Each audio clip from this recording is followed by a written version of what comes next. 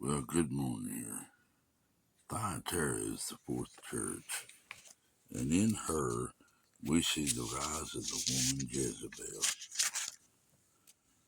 No such lady of that name is known except the wicked wife of Ahab, Israel's worst king. In the church at Thyatira, we find that the spirit of Jezebel was alive and at work in the midst of the Lord's people. Some of the believers in the church in Thyatira were in the Jezebel condition. I know a lot of people don't want to hear this, and they're still in that condition today. The Thyatira church is not an actual church, folks. It's a Jezebel condition. That church is within you. It's a condition within you that's got to be dealt with.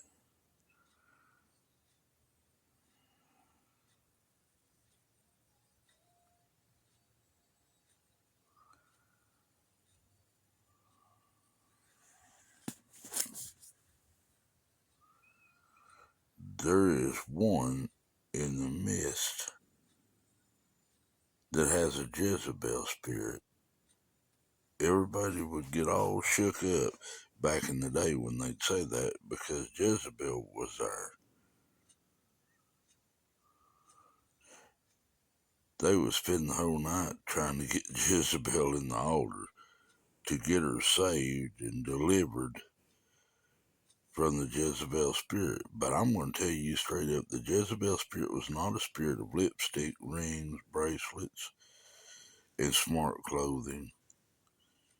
The Jezebel spirit was a religious spirit, and it's still a religious spirit, a controlling and manipulative spirit that would not let God have his way.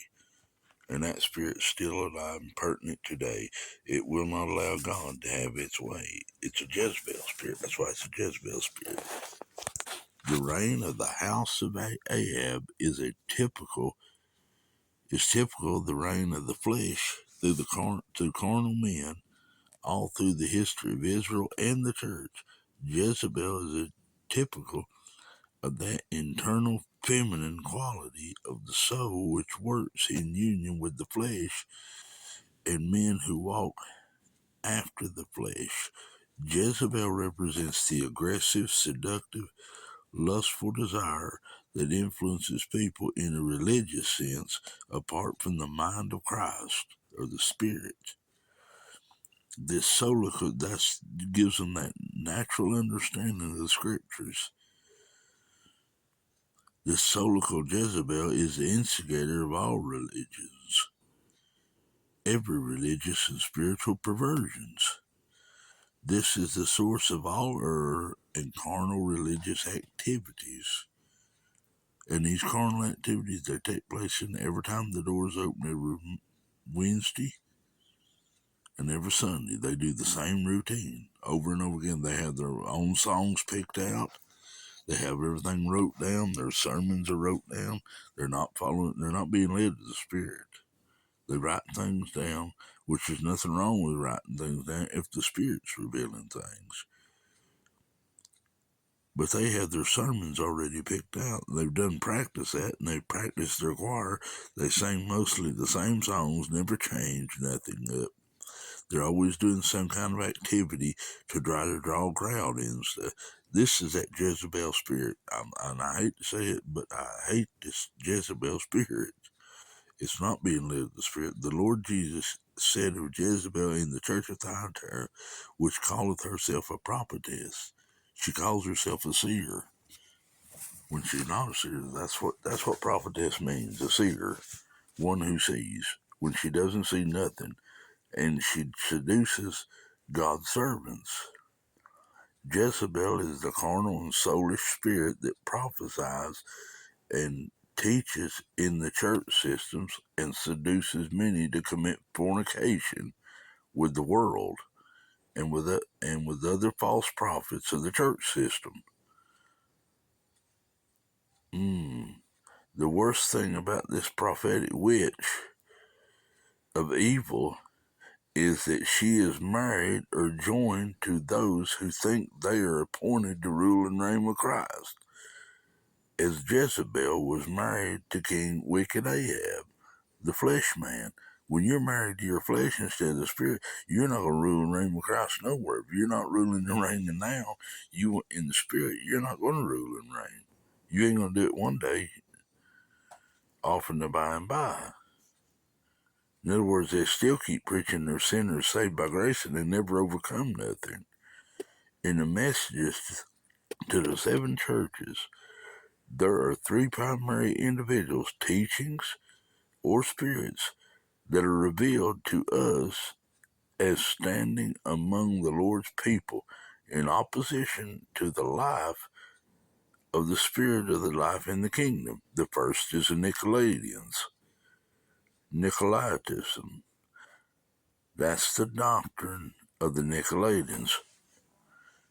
They put one man above another, a hierarchical system that makes some people laity or others clergy and lords rather than a family of sons under the headship of Christ.